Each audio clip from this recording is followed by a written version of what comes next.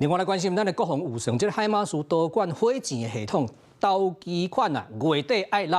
即馬國防部啊，為着要無愛互伊無付錢，所以趕緊的動支這個金額。國防部長顧立雄嘛講啊，這時間上應該是會付啊。另外，大家所關心的，就是美國對台灣賣武器這個情形，經過 Trump 去中國了後，是毋是有變卦咧？外交部長林佳龍就已經回應啊，已經確定這攏無問題，按照進度咧行，即擺含第二批的武器攏佇咧進行當中咯。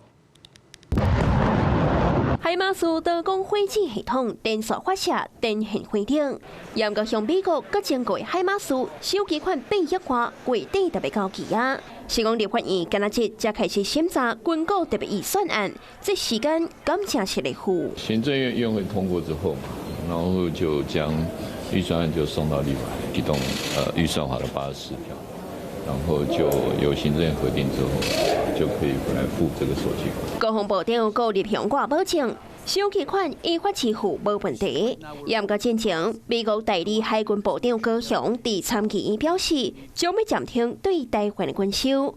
華盛頓郵報也指出，在傳習會中，中國已經向美國傳達，希望相關的軍售案延後釐清縮減。加上川普甲習近平今年可能個會面3屆，美國對台灣的第2批軍售敢沒有變數呢？那我們也確認，在未來在對台的軍售上面，仍然會秉持台灣關係法的規定。現在第2批的軍售，就是依法依程序在進行中。施工原定一條2500億的軍購特別條例去互拍折，這4700億被安怎來補？執政黨態度也放甲正軟。根據了解，民進黨團總調蔡其昌頂禮拜3在民進黨中常會講到，會參考在野黨編輯明年度總預算的建議，會使特編輯，無夠的也是愛個對家，或者是提出新條例。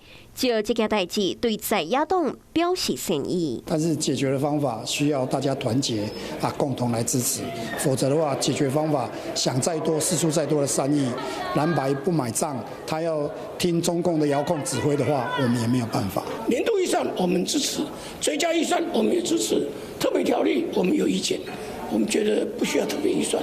軍購案敢有法度順利過關，朝野繼續對立。Hello， 我是莊慧琪。想要搶先掌握最及時的新聞資訊嗎？趕快訂閱、按讚、開啟小鈴鐺，鎖定華視新聞 YouTube 頻道。